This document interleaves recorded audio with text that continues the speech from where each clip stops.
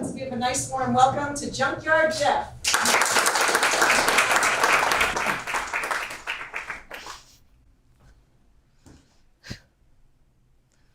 Thank you, everybody, for coming here to this, my CD release event. I'm moved that so many of you are here. I suppose you found out about today's event because you were stopped at a traffic light and some guy walked up to you and handed you a copy of the homeless news, and you saw the headline, "Homeless Man Releases CD." Or maybe you saw the interview with me in the Miami Herald. They did a good job with the interview, I'll give them that, but I'm not usually all that fond with how mainstream media covers homeless people because they usually reduce us to everybody's worst impressions. You know, you get the drug user who can't hold down a job, the crazy one, the one who's probably just fooling everybody and who isn't really a homeless vet. It's like my friend Jack has always said, we're not just caricatures. We're all living, breathing people, each of us with a backstory. Like, take me, for instance. You go back just 2 years, and I had a home. I had a job, and I had a wife. The home wasn't that much to speak of. It was just enough for me and my wife, Linda. But we had just paid off the mortgage, which was grounds for celebration. And when I look back, I really wish I had appreciated that home a lot more when I had one.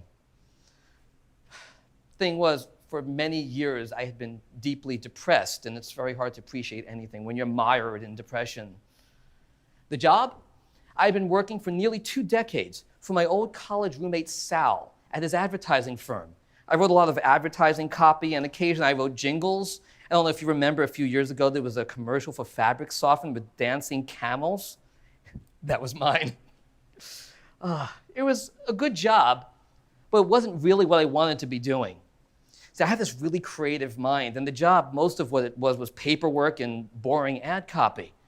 What I wanted to be doing was writing 24/7, writing the great American novel, or the great American screenplay, or, yes, the great American CD. But you gotta make a living, right? And then there was the marriage. I met my wife, Linda, back in college, 2nd year. I was a creative writing major. She was an elementary education major. She wanted to be a teacher. I met her in a writing class, and she caught my eye, so I wrote her a love song, "Teach Me to Love." And it was love at first sight. After we graduated, we got married 6 months later. 6 months after that, we moved down to Florida when I got invited to join Sal's up-and-coming advertising firm. And when we first moved down here, the light of love was still in our eyes, but as time went on, it started to fade, especially the last few years. Linda had less and less interest in spending time with me and more time just wanting to focus on her students in school. Until we got to the point that I'd be sitting at the breakfast table, and it felt like I was looking at a stranger.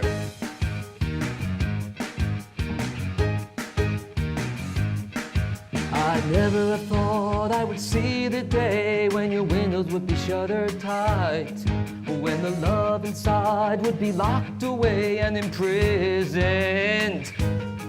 Oh, I'd have never have dreamed in a million years anything could block your light. 'Cause it shines so bright, I thought it never would be hidden. But now the deadbolts are thrown, the drapes are drawn, and everything just looks like night. The impossible has happened and I just do not know. When your heart started closing,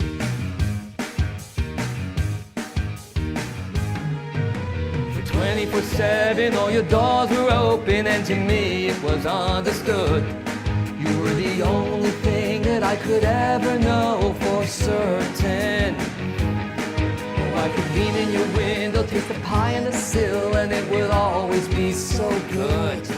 And I could trust that you would never draw the curtain. But now the sign on the window says admission refused, and I find I'm turned away. It went from open all night till we're shutting down all day. When your heart started closing,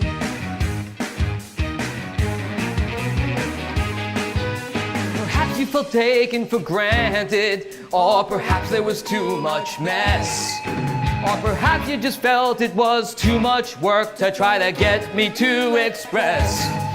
But whatever the blasted reason that could shut your heart this way, all I know is my point of entry is slipping away. Linda, I've only got 2 weeks left on my sabbatical. How about we go away to Hollywood for a week and... Okay, I get that you don't have enough time. Maybe we can just go to the beach. You love the ocean. How about the movies? There's a great tearjerker that you would... You have to eat. Maybe we can just go out to dinner one night? Or how about if you just look up from your papers and talk to me?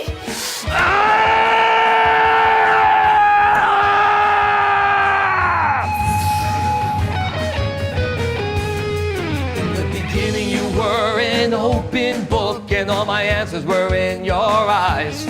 And in your pages I could read the blueprint to the future. In the beginning when you had an open heart, there was no need to cauterize. Because you had such faith, we knew there was no need to suture. But now the page is afraid, the future is blurred, and the hemorrhaging is intense. And as you run for your shelter, you've been running far away from me. And your heart started closing.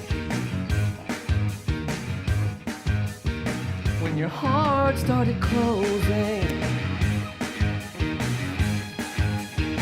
When your heart started closing.